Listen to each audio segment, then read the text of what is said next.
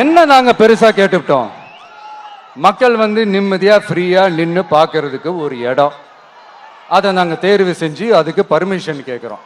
ஆனா நீங்க என்ன பண்றீங்க? அந்த இடத்தையெல்லாம் விட்டுட்டு நெருக்கடியோட, மக்கள் நெருக்கடியோட எங்கெல்லாம் நிப்பாங்களோ அந்த இடமா பார்த்து செலக்ட் பண்ணி தெரியுங்க. உங்க எண்ணம் தான் என்ன சார்? நான் அவங்கள பார்க்க கூடாது, அவங்களோட பேசக்கூடாது, அவங்க குறைகளை கேட்க கூடாது, அவங்களுக்காக குரல் கொடுக்க கூடாது, என்னதான் சார் உங்க எண்ணம்? சரிங்க சார், ஒரு அரசியல் தலைவன் அப்படின்றதெல்லாம் மறந்துருங்க.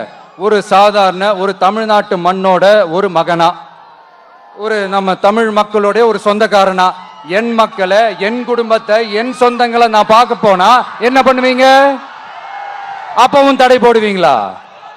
வேணாம் சார். இந்த அடுக்குமுறை, இந்த அராஜக அரசியல்லாம் வேணாம் சார்.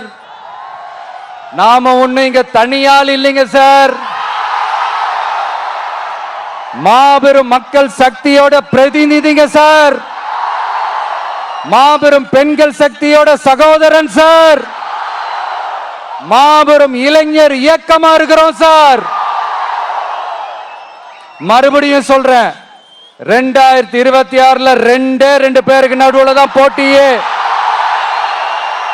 ஒண்ணு இன்னொன்னு, ஒண்ணு இன்னொன்னு.